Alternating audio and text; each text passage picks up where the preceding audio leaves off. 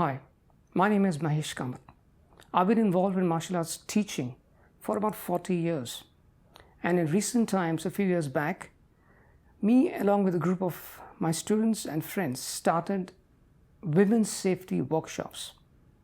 One of the first things we teach little girls is to say no aggressively to anybody who touches them inappropriately.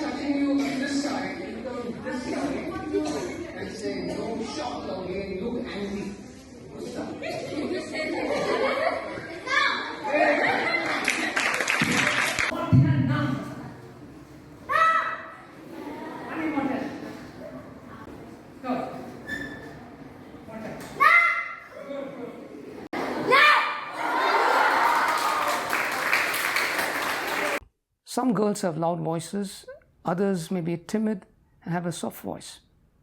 They have to be trained to develop their voice and be able to say no when they're required to. In a society which is excessively patriarchal, girls are not encouraged to do physical activities to become strong or become wrestlers or boxers. An example, watch this.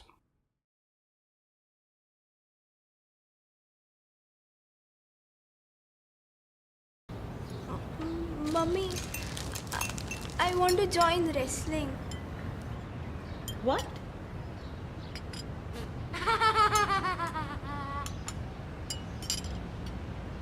What nonsense is this? Another one of your teenage things? But I want to become strong. Okay. You have your bread first. We'll speak about this later. Fine? Focus on your studies.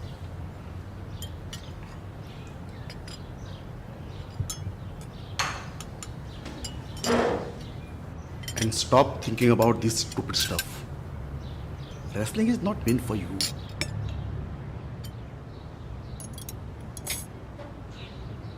Dangal.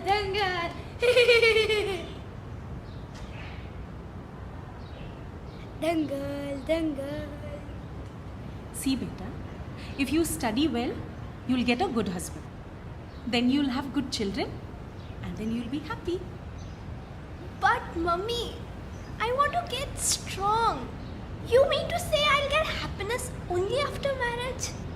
You can do dancing and yoga, but not wrestling. See, if you get too strong, no man will marry you. Because no man likes to live in the shadow of a woman.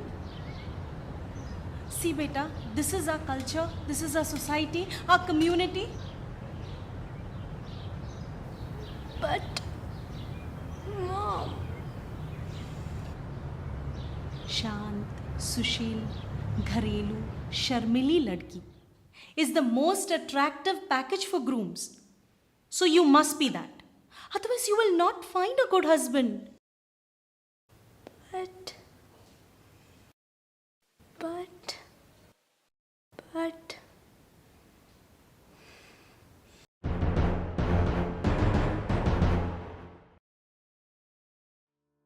Social factors and cultural factors determine what activities are prescribed for girls and what activities are prescribed for boys.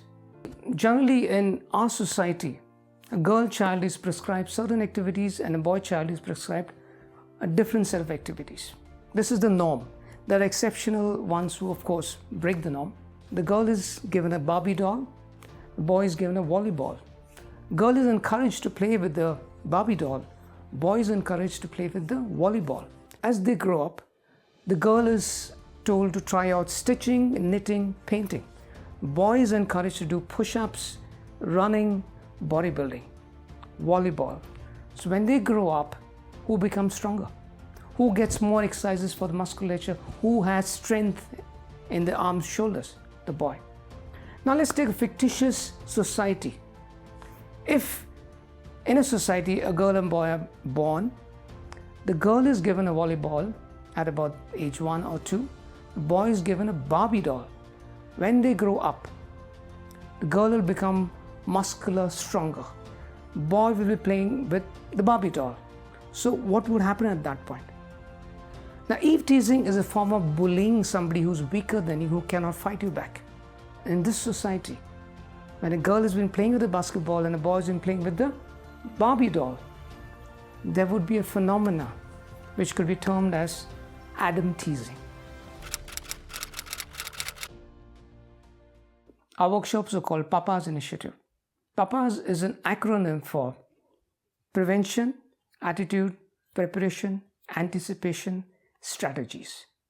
PAPAS also means a fatherly concern for the girls.